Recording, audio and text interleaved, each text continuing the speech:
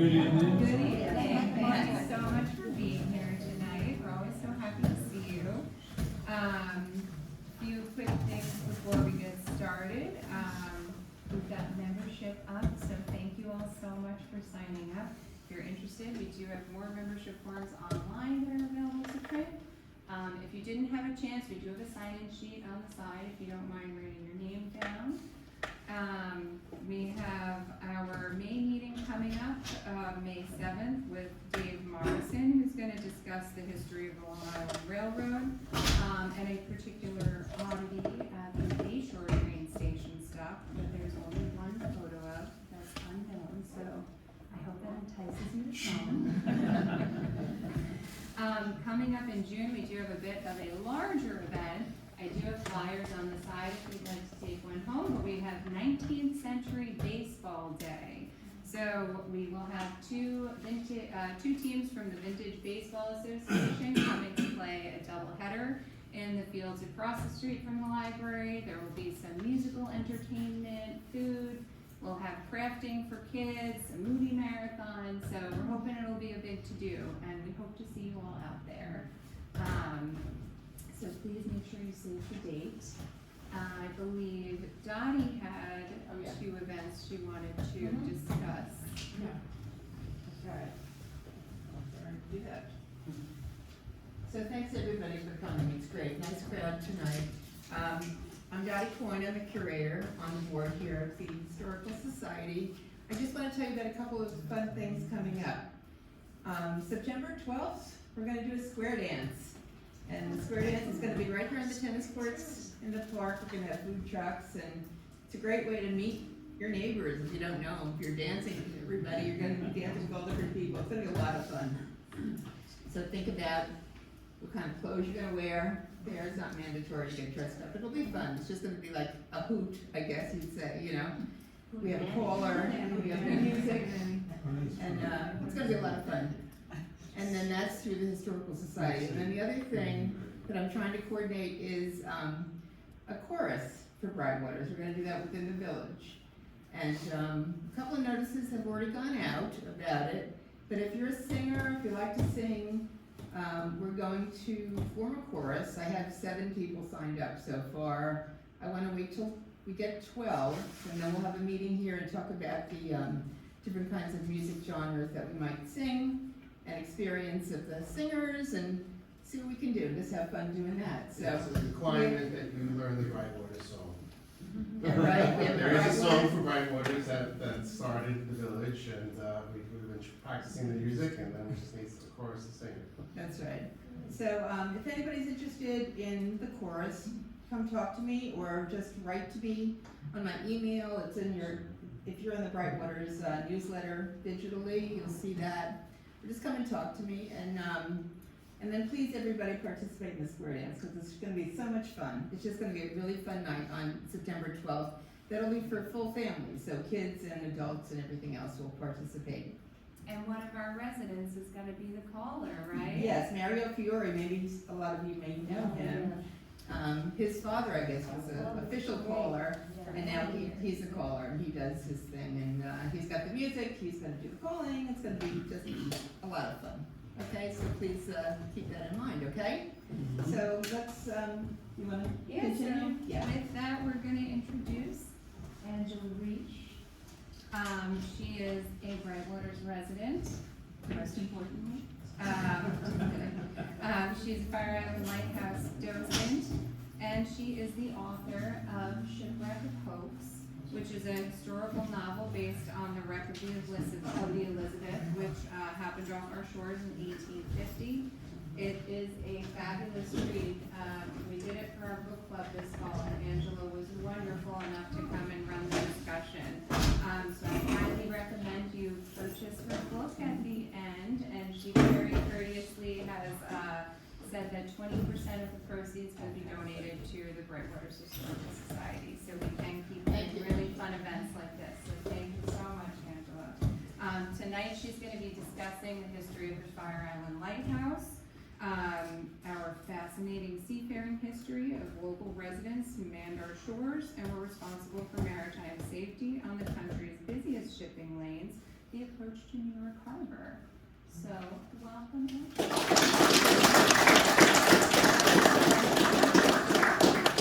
Thank you to the Historical Society for having me, and I appreciate you all being here, and I appreciate some of my compatriots from the Fire Island Lighthouse.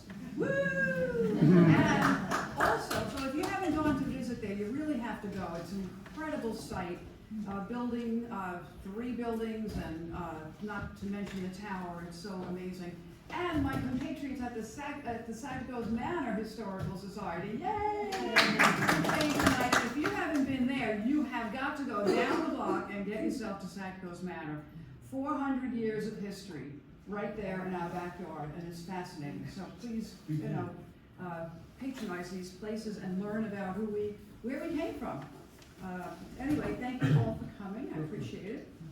So, storm, shipwrecks, lifesavers, and lightkeepers. It's a history of the Fire Island Lighthouse that I discovered very particularly when I was doing the research for this story, Shipwreck of Hopes.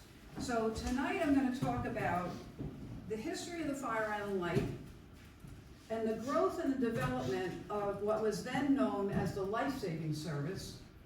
And that was a shore-based volunteer system that was radically changed by the shipwreck of the Elizabeth. And that's why I got so interested in it. So I had all this research done for the novel. I had it all sitting in boxes in my office. And then I said, what's it doing there? I have to put it together into a presentation so I can present it. And it's such fascinating history that involves all of our backgrounds.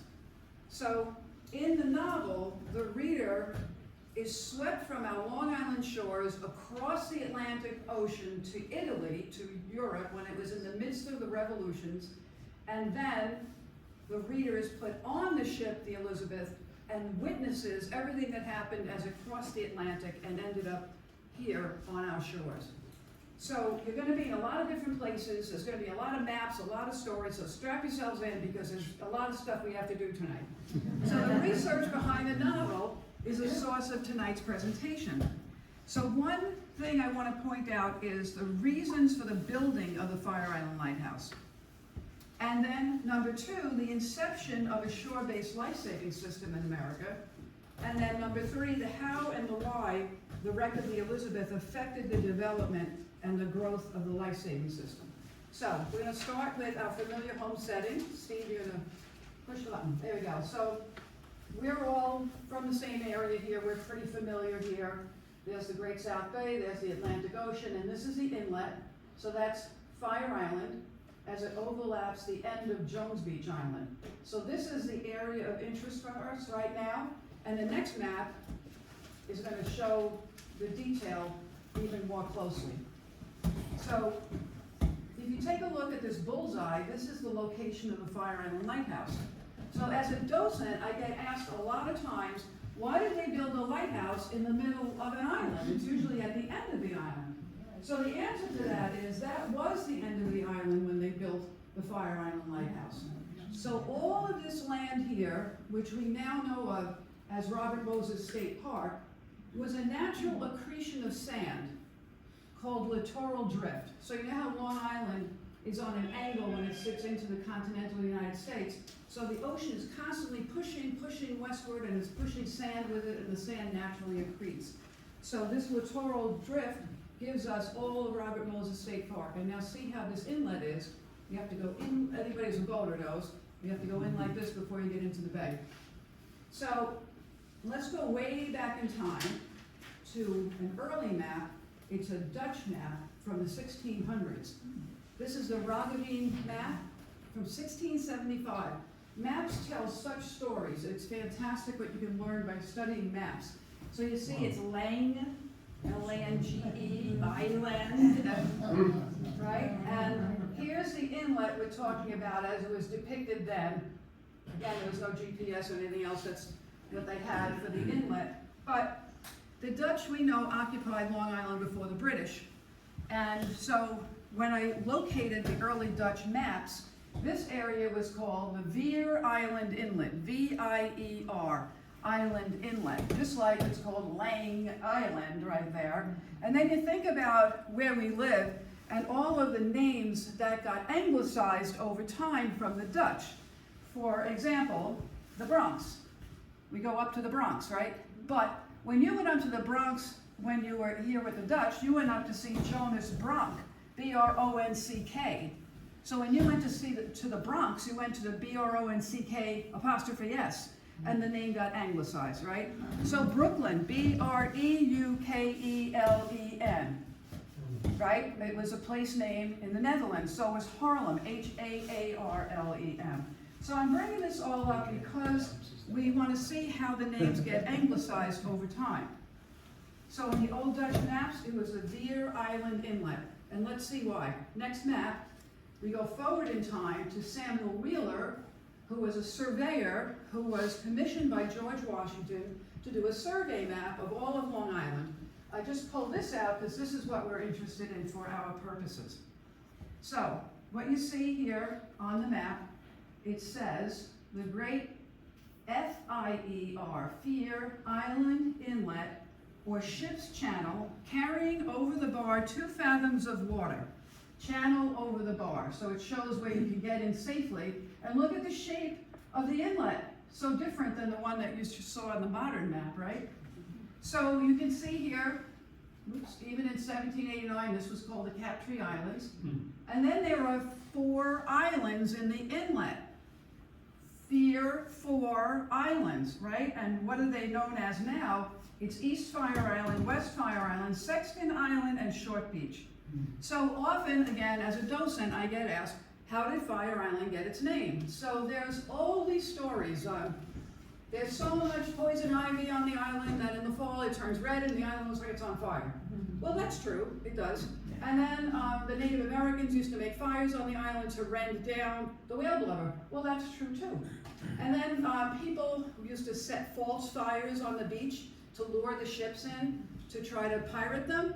That's also true. So whenever there's rumors like that, there's always a little bit of truth in it. But me, I'm a map girl, I'm a language person. To me, the Fire Island Inlet, V-I-E-R, got anglicized to F-I-E-R, which obviously gets flipped around to F-I-R-E.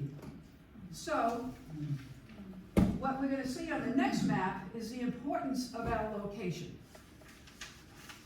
So here we are. That, if you can see that teeny right there, red dot, that's the Fire Island Lighthouse. This red line indicates the shipping lanes from Europe. So the shipping lanes from Europe got really, really busy in the early 1800s. Why all of a sudden was there all of this interest in the early 1800s for the shipping lanes to New York? Well, the journey there, just to give you an idea, from Europe, if you left under sail before the age of steam, 2 months later, the first man-made light you would see was the Fire Island Lighthouse that would get you safely into New York Harbor. Now, we're all Long Islanders. We know that the Montauk Light is much older. It was put into commission by George Washington. But look at the distance to the shipping lanes. So for us to have gotten the light out 20 miles, this is 20 miles distant, was a trick. And it took a couple of different tries to get it right. So you could see easily that the Montauk Light would never have reached the shipping lanes. So why all of a sudden was everybody trying to get to New York Harbor? So in the next picture, it's because of the Erie Canal. They opened the Erie Canal, construction began in 1817, and the first boat trip from Rome to Utica was 1819, and the canal was completed in 1825. So the first Fire Island Lighthouse went up in 1826 because those shipping lanes got extremely busy. Now, why is that? All the good stuff in the middle part of the country, the skins, the timber, the crops, used to go down the Mississippi River and out for international trade from New Orleans. But now we have the Erie Canal that brings the stuff inward through the Erie Canal, down the Hudson River to New York, which is way closer for ship travel to come from Europe to New York rather than New Orleans. So that's why all of a sudden the shipping lanes got very, very busy. So remember, we're talking 1826, right? George Washington was inaugurated in 1789. So the country was only like 30-something years old at that time. And here we are trying to build a brand new country that has no infrastructure, right? So what do you need to build a country? You need money and you need people. And both those things are only getting here by ship. Cargo ships, immigrant ships. Cargo ships, immigrant ships. So those shipping lanes had to be kept safe in order to grow the country. This was the place where, once they opened the Erie Canal, New York Harbor was doing more than 60% of all the international business in the country. So I cannot overstate the importance of the Fire Island Lighthouse in order to safely grow the country and get these ships in and out of the harbor. So, unfortunately, this increase in shipping also meant an increase in shipwrecks. So that meant that the country needed to figure out a system of coastal safety, and that would involve lighthouses and a shore-based rescue system. So, Steve, you go to the next. This is the original Fire Island Light that was built in 1826. Doesn't look anything like the lighthouse that's there now, that was built in 1858. So this original light was built at 74 feet tall. It was octagonal in shape and made of Connecticut bluestone. Why did they take it down and build a new tower? It looks perfectly fine, right? Well, like I said, what I was saying before, that getting the light out 20 miles to sea was a learning process. Light travels in a straight line, right? So at 74 feet, the light couldn't get out over the curvature of the earth to the shipping lanes. And they realized they had to get the focal point higher. So the new Fire Island Lighthouse, the one that you're going to come and visit, was built in 1858. And that one stands at 168 feet tall. Right? Yeah. So they took this lighthouse down, they reused some of the bricks in the building of the new one, they put up the 1858 lighthouse, which still stands. So, the next slide I just show as a sketch of, this is the building of the 1826 lighthouse. And I only include it because at the time, Fire Island was a deserted barrier island. It was just sand. There was nothing there. And once they built this lighthouse, this was the structure on the lighthouse, except for a couple of fishermen shacks that would be used only in the summertime. Bayshore was doing a nice business, taking people out to go duck hunting and fishing, and they'd have some temporary shacks, but that was all that there was. It was a completely deserted barrier island. So in addition to lighthouses for coastal safety, the maritime safety had to be addressed. So maritime safety was addressed by what was called the Lifesaving Benevolent Association. This here is one of the original life-saving huts. Looks like a little one-car garage, right? That's all it was. It was just a little shack into which they would put the rescue equipment, and then they would lock the door and walk away. Because, again, the country was brand new. Everybody needs money for something. They didn't have enough money to man these shacks. In fact, they didn't have a lot of money at all, because there were only 10 of these on all of Long Island. 120 miles long, it's an island, so there's water everywhere, and they only had the money to put up 10 of these shacks. So, they were dependent on volunteers to come to the shack and help in case there was a shipwreck. So this is a system that had a lot of flaws built into it, right? I gotta tell you, I went on this research journey, and I love to find original documentation. And so I found out that the original letters that were written in order to create this Lifesaving Benevolent Association were housed at the Siemens Institute in Queens College, of all places, right? So I had to go, and I had to make a research appointment so I can get there and see this original documentation.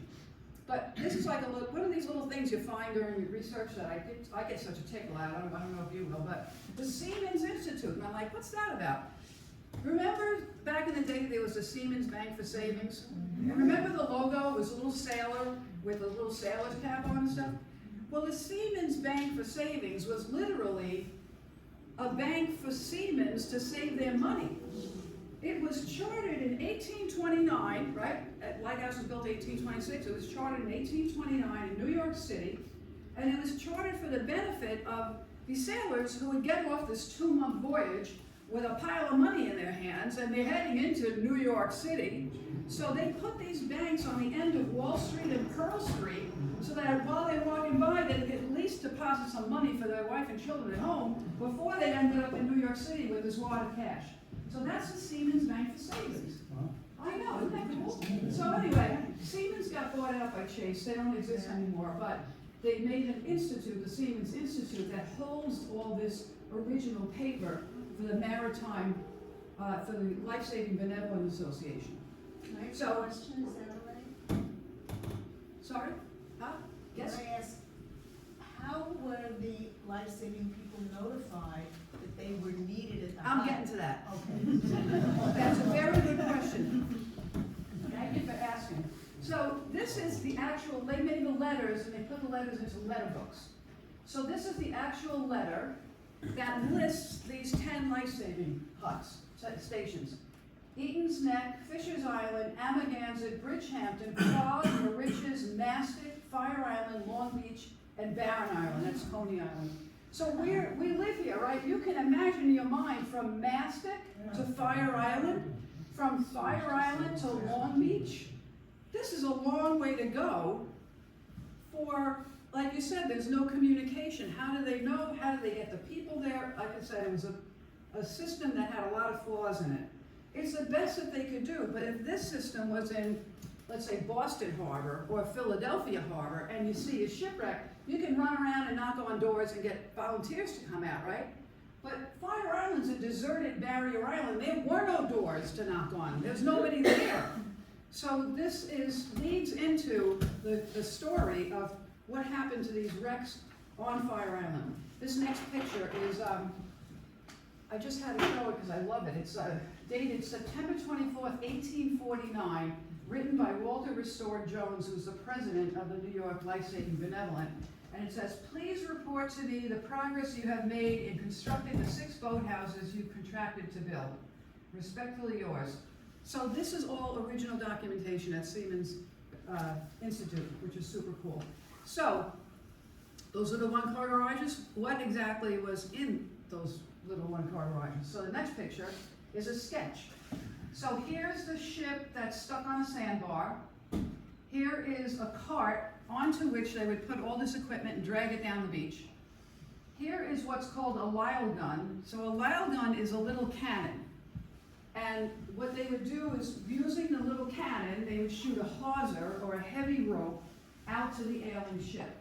So once that was received, there was instructions, there was a panel that told them to attach it to the mast. Now you had contact between the sea and the ship and the land. So they would attach like a block and tackle. And so now you had, it was like an old-fashioned clothesline, right? So what they would do is they had this clothesline kind of set up, and they would attach to that a breeches buoy. So a breeches buoy is a buoy with a pair of breeches or pants sewn into the inside. So you had instructions to climb the mast, get into the breeches buoy. The breeches help you not to fall out the bottom, and then they would haul you in one at a time, like you hauled in laundry back in the day. And that was if it was your lucky day, and all these things worked. Because many times they just didn't. The other thing you see in this sketch is the rescue boat. 1,000-pound rescue boat that had to be dragged down the beach to the wreck site by 8 to 10 men. And it took 8 to 10 men to use the rescue boat to get out to the ship. And then, of course, the other part of the system was the lighthouse. So the next slide shows the use of some of this equipment in a picture of an oil painting that we have at the lighthouse. I'm in your way, right? I stand here. So here we have the rescue boat getting out to the ship. There's all the survivors standing there. See this guy up here? He's waiting his turn to get into that breeches buoy and get hauled in one at a time for a rescue. Let's look at the next picture, which is a close-up of this lucky mariner who's in the breeches buoy getting hauled in and rescued. You note the icicles, because it was usually our terrible storms happened in terrible cold weather. The next picture shows you the cart being hauled down the beach by the volunteers.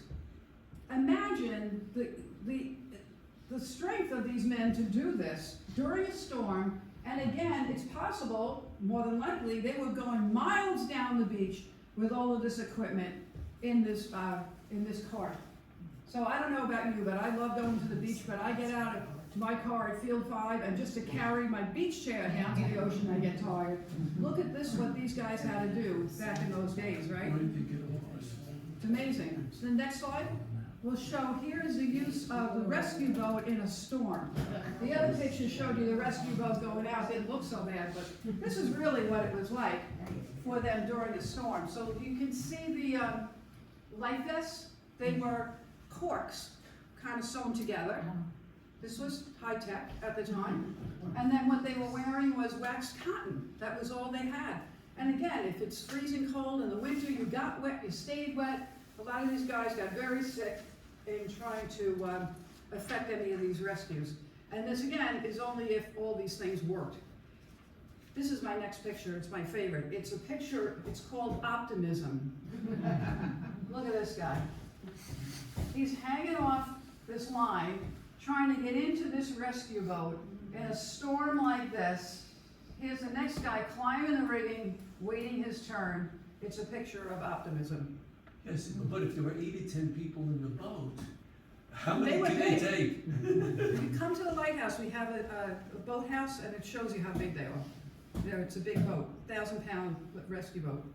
So when we look at this and we think about all this, how many wrecks are we really talking about that occurred off of our shores? So here is a photo of a map that we have at the Fire Island Lighthouse. It's called the Shipwrecks of Wreck Valley. What's Wreck Valley?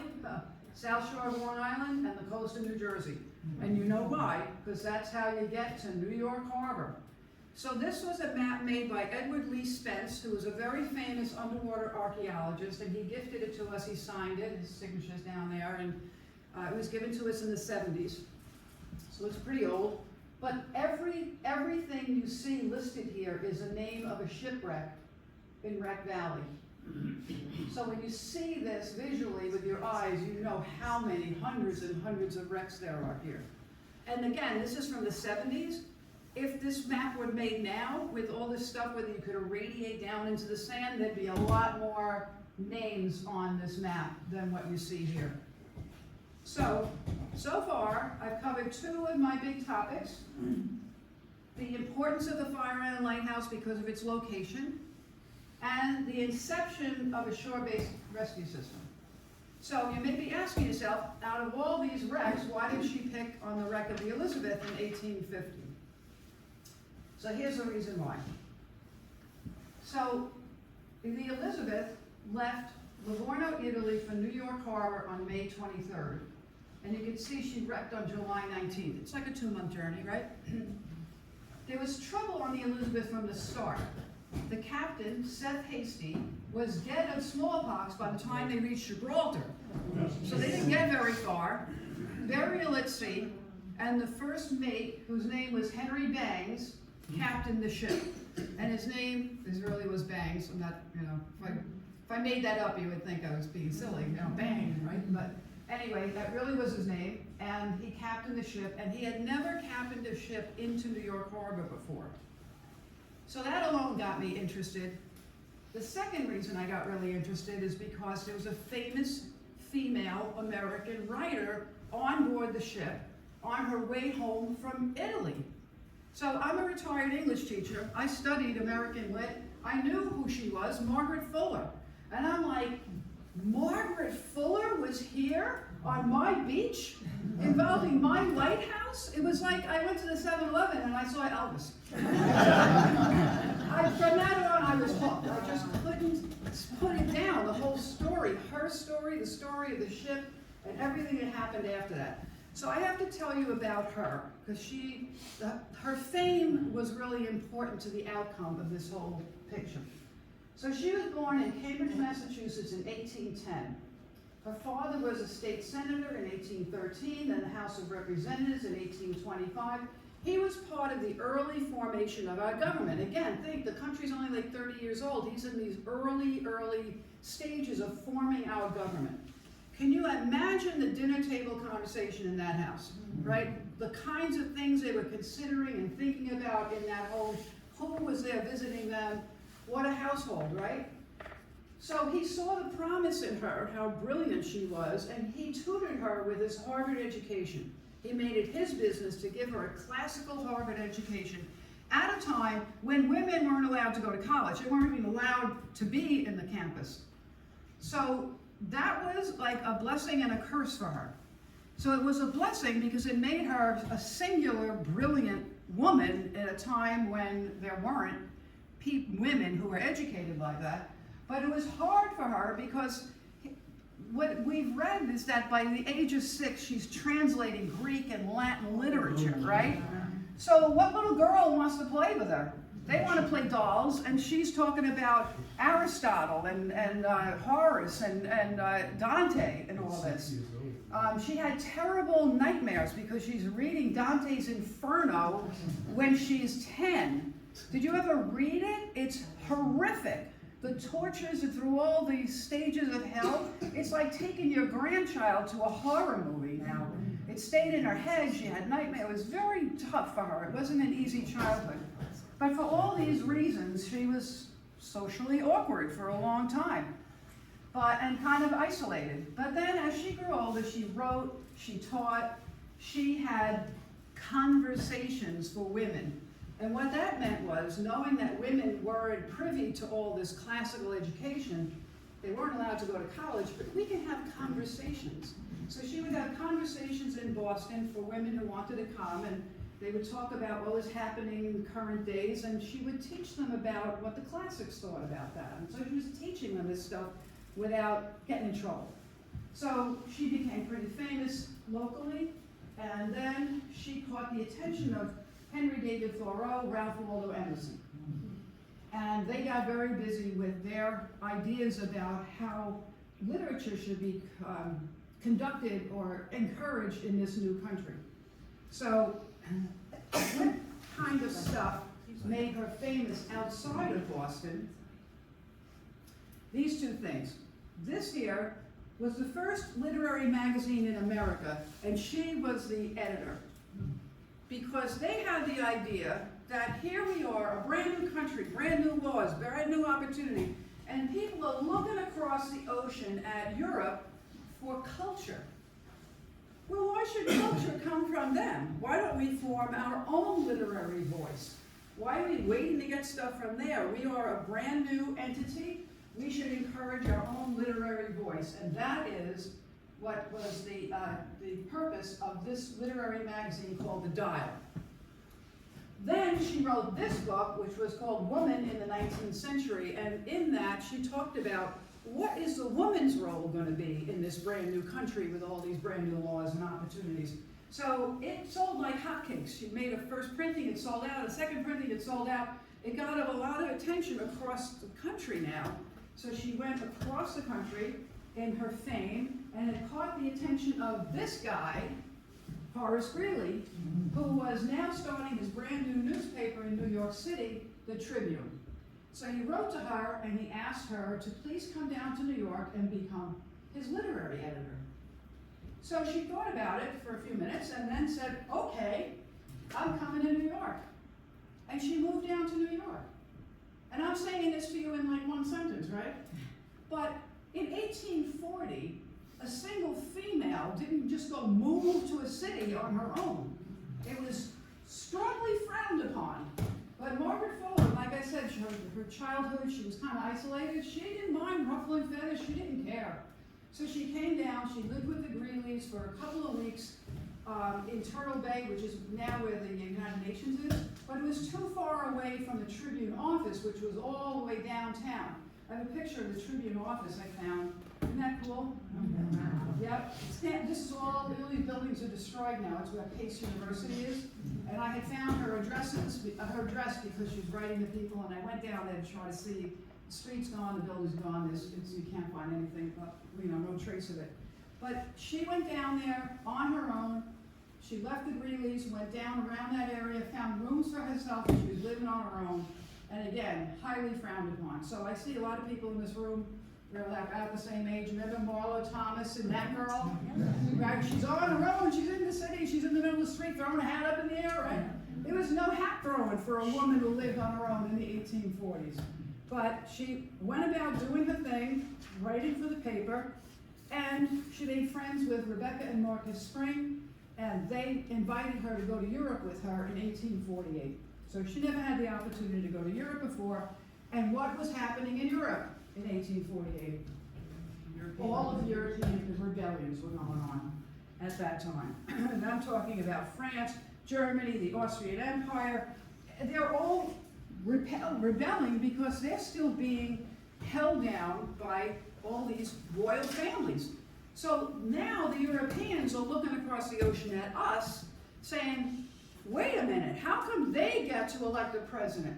How come they get representation in Congress? And we're still under the thumbs of these royal houses that have been abusing us for centuries. So royal battles in the street, the monarchs were being, taken out of office. They were escaping into exile, and if they were smart, they would make a constitutional monarchy, and the people would allow them to stay. But what was going on was really a great shift in social consciousness at the time. So here comes Margaret Fuller right into the middle of that, right? She went to England, to France, and then to Italy, and then she got involved in the Italian Revolution of 1848. So on the next slide, what was Italy about in 1848? It's not the Italy that you and I think of today. So after the fall of Napoleon, the 1850 Congress of Vienna split up all of Europe among the different royal houses. So this is what they did to Italy. Here's Rome, and all the way across the peninsula, this area here was the Vatican and the Roman states that were always under the charge of the Pope. So that stayed Italian. Everything north of that was ruled by France, by the Austrian Empire. Sardinia was ruled by France, and everything south of Rome, including Sicily, was ruled by the Spaniards, King Ferdinand II. So now the Italians are going, what are all these people doing here? We want to rule our own country. And so what does that sound like to Margaret Fuller? It sounds like home. It sounds like the dinner table conversations, right? Because we had just gotten rid of King George. And so she really felt the heart of it. And so she stayed. And she got involved in the Italian Revolution of 1848. She understood that the Italians wanted an identity, and they wanted to rule and control their own land. So she got involved with the revolution. And I want to show you what that looked like in some of these pictures I found. The Italian Revolution of 1848, the cannonade and the bullets, and were destroying all these wonderful ancient monuments in Rome. So that's the actual destruction. And so don't forget, she's still working for Horace Greeley. So now she's witnessing the battles, she's writing it up, she's pleading for America to recognize this new independent Italy. She's sending all these missives across the ocean, they're getting published in the New York Tribune. Essentially, she was the first female war correspondent in this country. So she stayed, she got involved, front page articles for Horace Greeley, and she also was involved with a handsome young Italian called Giovanni Asoli, and they ended up getting married, having a baby. She was a very busy lady, all right? She was doing everything she was glad to do. So on the next page, I want to show you, even in modern Italy, these plaques exist for Margaret Fuller. Margaret Fuller Asoli, this is her address in Rome on the building where she rented apartments. This is a street named after her in Rome, Margaret Fuller Asoli Viale. And here, when she was pregnant, she went to this little town like 50 miles away called Rieti, where she had the baby, left the baby there with a wet nurse, went back to Rome with her husband to continue her work in supporting the Italian Revolution. So Margaret Fuller was known not only locally in Boston, across this country because of publications, but also now internationally. this all matters to the shipwreck of the Elizabeth and the rest of the story I'm about to tell you. So, this was the first Italian Revolution, 1848. Didn't work out. They didn't actually get their independence until the Second Italian Revolution, 1861. So if you're on the losing end of a revolution, you better beat it out of town pretty quick, and that's what they did. So they got on the Elizabeth and headed back home. So she left to avoid retributions with a husband and 2-year-old child, Angelino, for New York Harbor. So now I have piles of stuff. I have 4 great histories that I had to study. The development of the lighthouse and life-saving system. Then I had to understand Margaret Fuller's life in America to see who she was, and her life in Italy to see what was going on over there. Then thirdly, I had to understand the European revolutions of 1848. And now here comes a 4th great story, which is the wreck of the Elizabeth and what actually happened on our shores, the local story. So remember, trouble started right away when the captain died by the time they got to Gibraltar, right? And the first mate became the acting captain, whose name was Henry Bangs, and he never captained a ship into New York Harbor before. So, what happened? They got across the Atlantic fine. There was nothing to bang into there in the middle of it. But when they got close to New York Harbor, there's 2 fatal errors I want to show you on this next map. So this story is a combination of bad luck and bad judgment, all right? So the bad luck is this inexperienced captain is coming in Wreck Valley, right, 20 miles, and sails right into a hurricane. Now again, back then there was no warning, all that stuff we already know. This hurricane, I looked it up, they didn't actually call them hurricanes then, they didn't rate them or anything like that, but it was a blow. It started around Baltimore and made its way all the way up to New England. So it was 5 days in its journey. This was a big, giant hurricane that was making its way, and I'm following in the newspaper reports all the destruction along the way. It was a terrible storm. So that's bad luck. Poor guy, right? Bad judgment part, he underestimated the force of the storm. This is what happened. He's sailing the ship, and there's this wild, crazy, hot wind that's blowing northward. And he said, oh goody, this wind is gonna blow us into New York Harbor even sooner than he thought. So he got all the passengers on board the deck, told them this, and told them to go pack the bags because we're gonna be in New York Harbor by morning.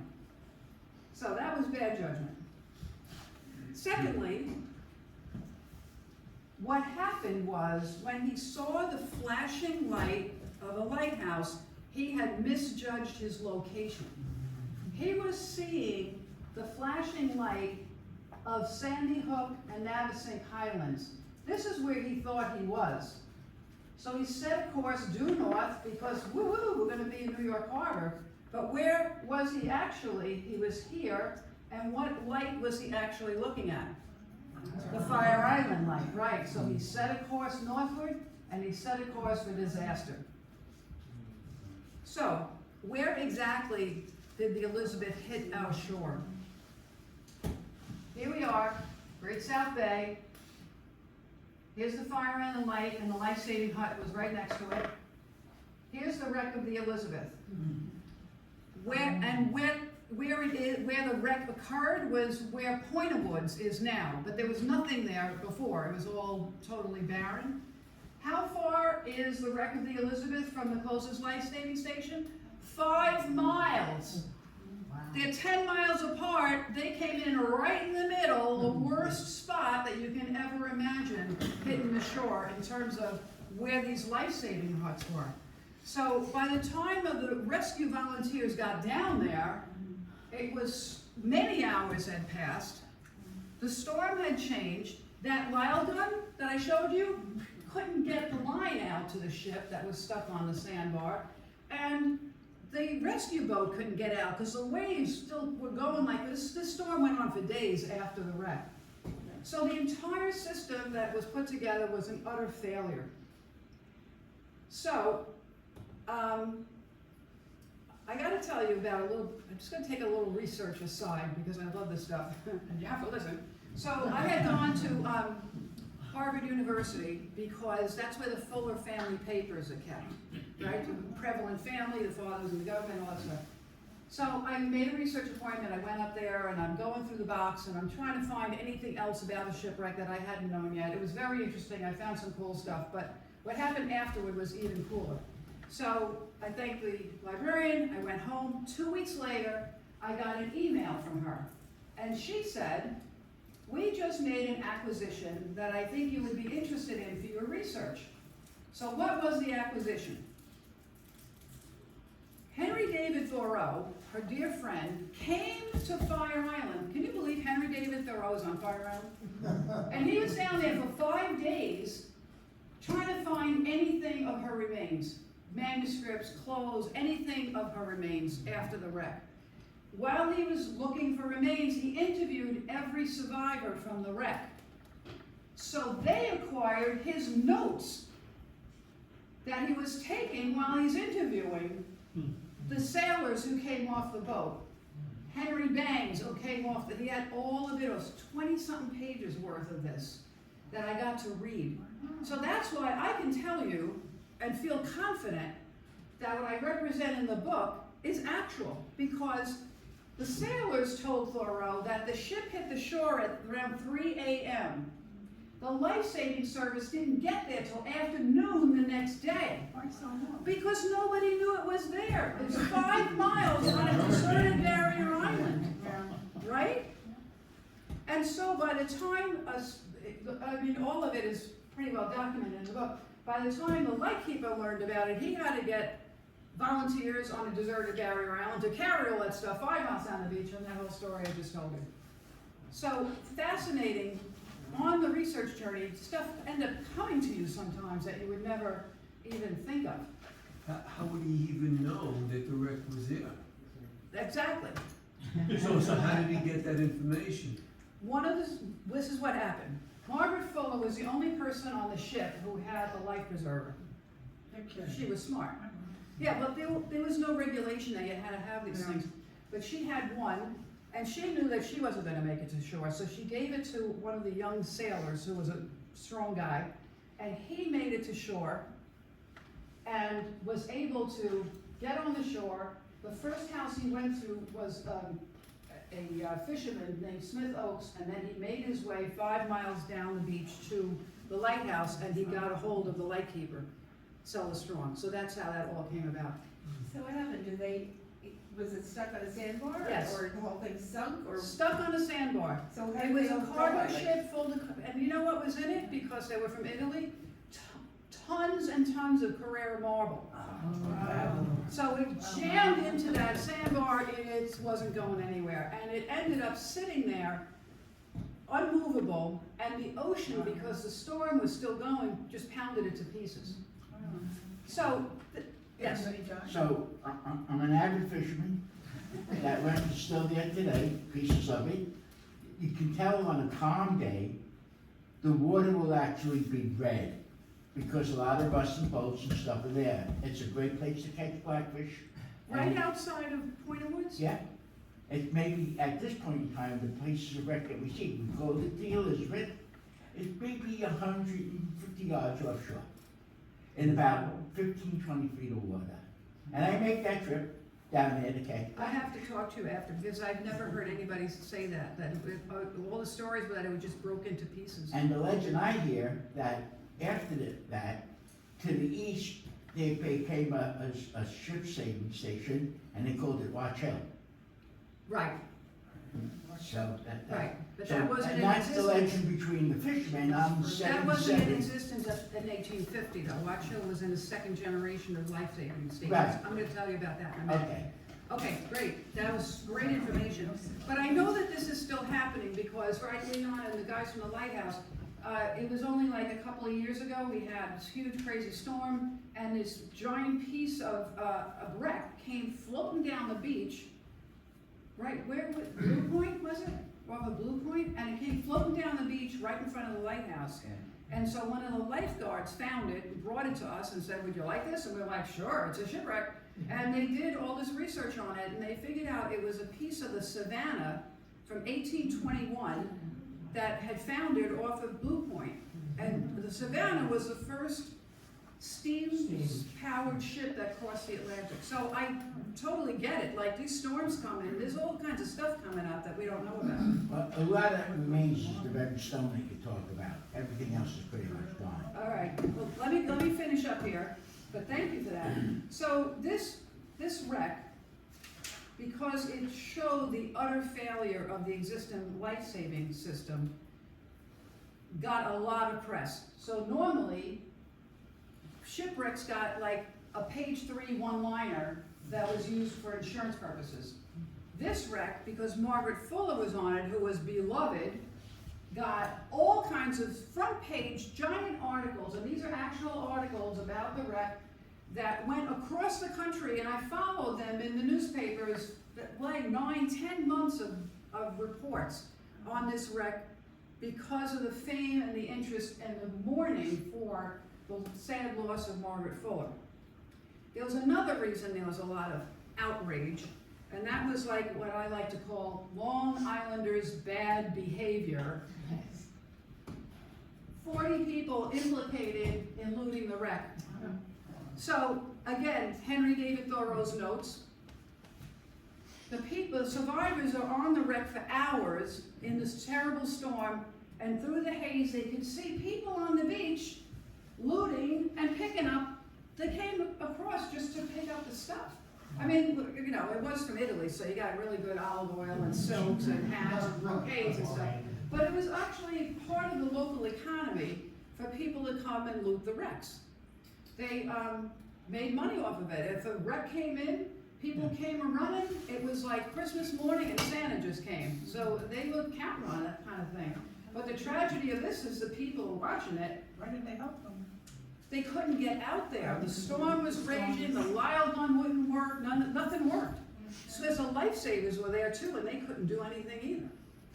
So there was a huge amount of press because of the outrage of the public about what's this life-saving system for? It doesn't work. So these looters got a lot of press. Local newspapers were talking about who was there, who the people were. I got all these names of local residents who showed up, and I got to figure out who was there to help and who was there to help themselves.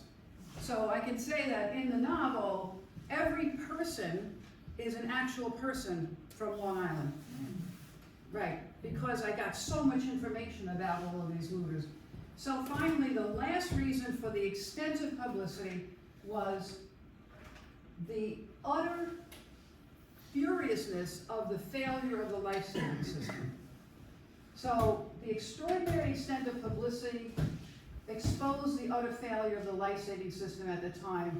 It exposed the flaws and the expectations of a volunteer-based unmanned service, and that ultimately caused enough pressure on Congress to appropriate funds to have manned, uniformed crews at life-saving stations.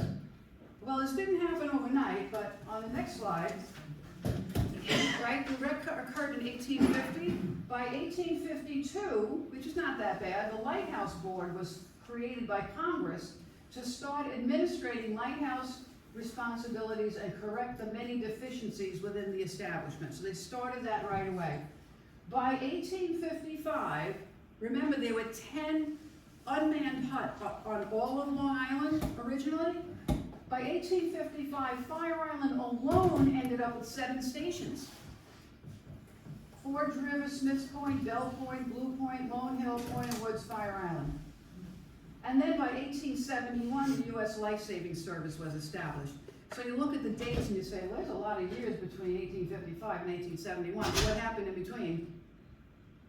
The Civil War. So that kind of put a kibosh on everything for a while. But finally, the U.S. Lifesaving Service was established. And I found here the report to the Congress of the Lifesaving Service in January of 1873, and it shows you now, instead of 10 stations, there were 30 32 stations on Long Island by 1873.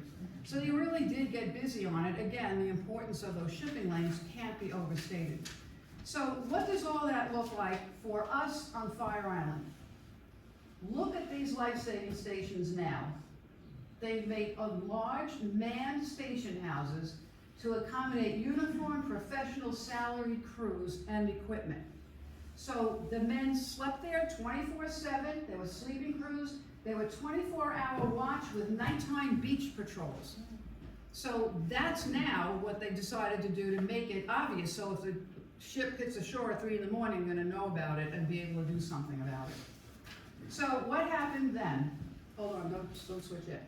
So what would the eventual progress be on this life-saving service?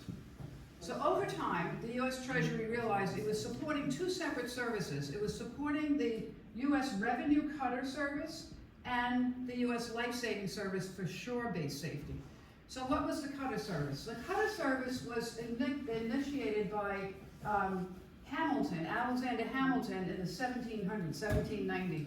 So cutter ships were really, really fast sailing ships. So they used cutter ships, and they would put them outside the harbors. And so if you come sailing in with a load of cargo, the cutter ship would stop you, they would man your ship, they would take inventory, and you would have to pay your import taxes before you got into the harbor. So that was the purpose of the Revenue Cutter Service, and then you know the purpose of the shore-based service. But then after a while, they realized they have two different services they're supporting. So you want to switch? So by 1915, the Treasury Department merged the Revenue Cutter Service with the U.S. Life-Saving Service to create what we now know as the Coast Guard.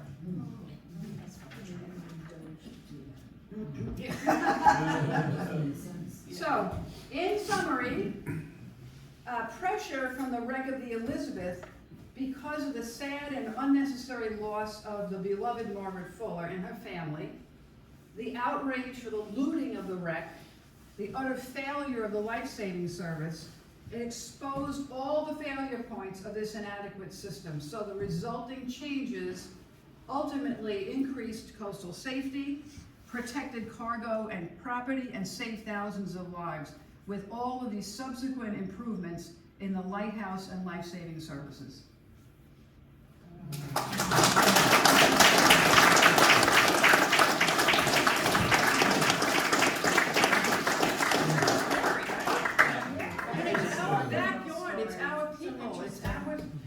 It's all of our history here.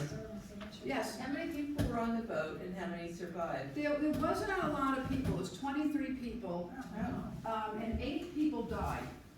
Oh. So there were 5 passengers. They all died, and the crew, 3 of the crew died. Again, it wasn't the number of fatalities. It was all that other stuff added up together that gave it all of that publicity.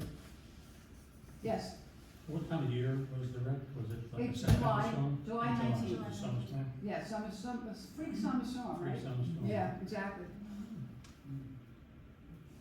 Yes. With all those things going on, are there any people that are descendants of those folks? Well, this is a local story. Yeah. This is a local story, you're right. And again, with all of that publicity from the local papers, I got all these people's names. I was able to figure out, by reading, I didn't, but I could try to get a feeling for who these people were. I researched their genealogies at the Suffolk County Historical Society.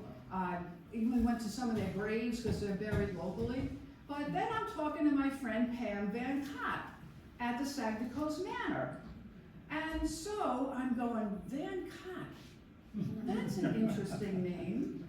Because in this book, there is a story, which is a true story, of the Babylon drownings. So I included some stories of incidents that happened in order to show you how bad the life-saving service was. The Babylon drownings occurred. These 2 young men were taking scrap metal into the city to sell for money. They got caught in the inlet in a terrible storm, and one of the young men who died was a Van Cott. Mm-hmm. So I'm thinking you're a descendant because you're from this local area. So there are people, I think, who are here. For example, my friend Heather, who's here. So we were at the gym and we're talking about the book and this and that, and I said I have this genealogical stuff, and she said she was interested in genealogical stuff. So the lightkeeper, his name is Sella Strong, was married to Susan Vale. And lo and behold, you're a Vale. There's a Vale. A Platt. A Platt Vale. So Susan Vale Platt was in that family, and so here you are sitting here. So I'm thinking, you know, check back. You may be in the book. But that's who it is. It's all these local people, and their families are still here. It's very interesting. Well, a lot of those lightkeeper names, I scan it really fast, but are a lot of,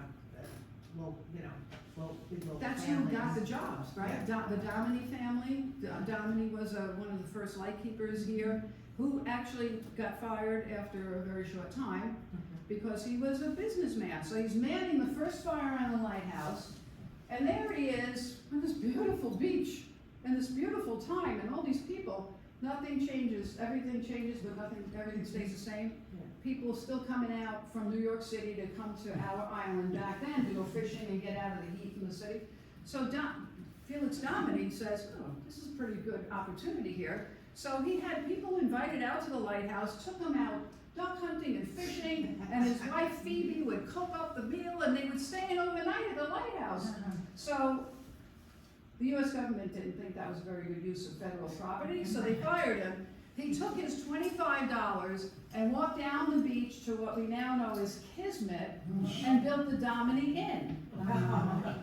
And not only did he build the Dominy Inn for the same purposes, but he also built another inn in Bayshore. So, right, the Dominy House, right? I researched it in Bayshore Historical Society. Dominy House, so you would get off the train or whatever, go to Dominy House, freshen up. Maybe the wife stayed there, the guy went there on the beach to go fishing, whatever. The Dominies were They furnished the Dominic house from the things that were. found on the beach. Yeah. Yeah, I read about that too, sure. There was all kinds of good stuff that was washed up. So the Dominies are a local family. Sella Strong, the lightkeeper, who was married to Susan Platt Vale. Did you watch the miniseries Turn? Yes. Oh, isn't that great? That was about the revolution, right? So our lightkeeper, Sella Strong, Sella Carl Strong, so the Carl family, like Carl Avenue and all that. He was the cousin of Sella Brewster Strong, who was involved in the Culper Spire. So these families, right, they're all around us. You look at the street names. After I did this research, I'm like, oh, now I know that's the name of the street. So it was really interesting. Thank you for the question. It was really a fun part of the research. Any other questions?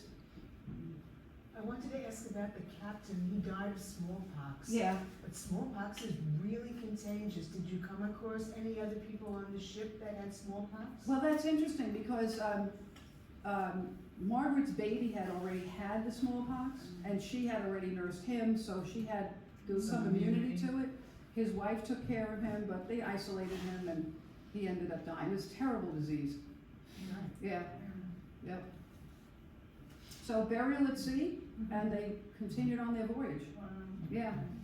Afterward, and I was telling you about going to Harvard, some of the letters in the Fuller family papers were letters between the captain's wife, Mrs. Hasty, and Margaret Fuller's mother. And they actually became friends because Margaret Fuller's mother never got to meet her grandchild. And Mrs. Hasty was with her on the ship for the whole voyage, or with him on the ship for the whole voyage. So they wanted to know what the grandchild was like. So they ended up becoming fast friends, actually. Yeah. Yes? I'm not mistaken, I believe that Margaret Fuller was the first woman allowed to do research in the Harvard Library. That's exactly right. The first woman that they allowed into the library to do research. I didn't like her there, but Yeah. she was Like I there. said, she was there, she ruffled feathers and didn't care, but, yeah. Yep. Yeah, she was really a powerhouse in her day. Unfortunately, dead by the age of 40. Yeah. Yes. So, side to coast connection. Yes. Is that Jonathan Thompson, who was one of the owners of Saginaw Coast, bought the land in front of Saginaw Coast Island Manor, where the island is, not even a mile's worth, just so the first lighthouse could be constructed. And he was the superintendent of lighthouses for the area. Oh, There's a letter that his great-great-great-great-granddaughter has, that she showed us a bunch of letters, to talk about how poor the government was, negotiating with the first lighthouse keeper, who was from the North Shore, letters going back and forth from Jonathan, wanting to, so he was very much involved in the building of the first lighthouse. It was his property. He then turned it over to the government. He bought it for the purpose of getting building this the done. lighthouse. Because I guess the timing of the Erie Canal, as I see the timelines, like, oh, wow. Yeah. And they realized, we gotta get a lighthouse up. They absolutely And they right. did it within. And that map that I showed you with the red arrow? Yeah. I mean, you had to have that From proximity. the time they bought the property to its constructed, it was only 14 months. It's amazing Wow. how fast government can work. Yeah. In the early days. Back in the day. But to talk about the cost of, the cost-saving measures of the government at the time, here's Jonathan, as superintendent of lighthouses for New York State, writing to the first prospective lighthouse keeper, and they settle on a salary, and he says, and of course you're giving me a boat. And John says, no, there's nothing in the budget for a boat. So I'm gonna bring my family on Barrier Island, and he says, no, How else there's do no. we get there? But by boat. Exactly, you have to supply your own boat. Well, we didn't get to the end of the story, but to the part where he says, I'm not taking the job without a boat. Right. But later on, there's documentation, he was the first lighthouse keeper, so he must have gotten. Did he get the boat? I'm sure they gave him a boat. You can't have your family there, wouldn't you have, you know? Exactly, Gotta be able to- exactly. Wow, that is amazing. So Saginaw Manor has this connection with the lighthouse Yes, history. and I'll talk to you about that. All right, great, thank you. Well, you've been a great audience, thank you so much. Say it all again. Her relationship with him and David Clark, why is it, why, how did they bond? They were, so Emerson was a little bit older. She and Thoreau were about the same age. And they had the same kind of education, they had the same kind of vision, like the starting of the first literary magazine to create an American literary voice. They bonded, they spent a lot of time together up there in Boston, where, you know, there was only very few of these intellectual people. And I guess they were, you know, Thoreau and Emerson were kind of liberal, so they had no problem with having a female among them. They didn't shun her. Yeah. Does that answer your question? I don't know if it does. I mean, it was a very small little community. For him to then make the trip to Fire Island. Yes. Well, I'll tell you this too. This is also came out in the Thoreau notes. That storm that I was telling you about, the ship wrecked on July 19th. And the first newspaper report didn't come out till July 23rd. And I'm like, why? Like, what happened, right? That's a lot of days. Well, the storm knocked down the telegraph lines. So once the telegraph lines were knocked out, now all these dastardly, badly behaved Fire Island people had 5 days to do whatever they wanted and get things like packed away and bury the stuff before the people started showing up. But once word got out, word got to Boston, to her mother, and to, what's his name, Emerson. Emerson was kind of older, couldn't make the trip, so he kind of sent Thoreau down to do all this investigating. But they were good friends. They were intellectual partners, I guess, and after the same thing, and they worked for the same kind of intellectual future for this country. That was the bond. Yeah. Was Smith Oaks interviewed by Thoreau? Yes, he was. He was. Yeah, can I tell you a little bit about this? So, I told you about all this name call, stuff that was in the local papers, and that's where I got all these names from, right? So, Smith Oaks he was the house I showed you that was closest to the wreck, right? I had newspaper articles on this guy. He was involved in the pirating of the wreck of the Louisa. And how did they know? He never got caught until 3 years later, after he dug up the treasure, went to Brooklyn on the Brooklyn ferry trying to sell the captain's ring. Can you imagine? First of all, just going to I don't even want to go to Brooklyn. I have a car. But like, so this was the method. You take the stuff, you buried it, you left it there till the statute of limitations was over. He got caught trying to sell the ring with statutes of limitations. Oh well, too bad. So I actually put the Louisa in this book too to show you about how how the wrecks were handled. Then I had an article on him, this mysterious death of H.G. Judd, called a hunting accident, of this young man who came out to go hunting with him. And then the year after, the death of his brother Andrew, who came out here and had Hardy and ended up having a cold and dying in his place also. So he's always the guy in the background with all this mysterious stuff, right? So he was implicated, in one of the articles, I had underlined the names of the Long Islanders. He was implicated in the looting of the wreck of the Elizabeth also. So it kind of gave me the feeling like this guy was up to no good.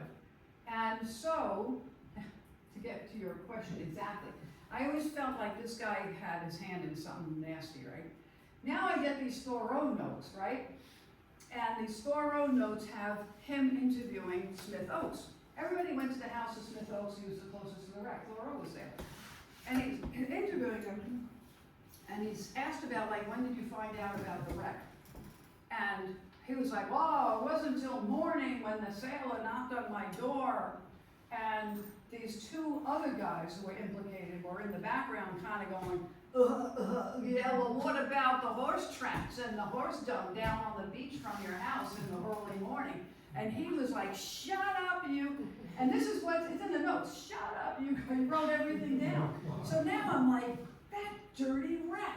He probably, because he was closest, heard the wreck, went and gathered up stuff, buried it, and went back to sleep, pretending he never knew it happened until the guy came and knocked on his door and supposedly woke him up. But Thoreau caught him, and I ended up with those notes. So I feel, I made a rendition of this, but I feel like, he's not going to come out of his grave to hurt me, but I pray to God. So wait, then this ain't even more than this. So I'm going, where was this really on the beach? Because there were no towns or anything there, right? So I saw the Brooklyn Daily Eagle from 1908. And in it, this guy who was a developer was contracted to build, knock down stuff and build whatever. So his name was A.D. Hobbs. And he was laying the foundation for a hotel in Ocean Beach. And he wrote an article in the paper that said he unearthed 2 old fireplaces built of red stone, and he asked if anyone knew anybody who lived there. So the next month, the newspaper comes out again, and there's an answer. Somebody said, oh, that was the house of a fisherman named Smith Oakes. Right? So there we go. I mean, like, he was in Ocean Beach on the north side. Again, I went there, look, you can't find anything, it's all gone now. But in 1908, these old fireplaces of his house were found. I know, it's so crazy. Like, once you really start looking around, stuff just pops out of you. Yeah. The people who lived over there, as time went on, they used the wreckage to build their cottages. Yeah.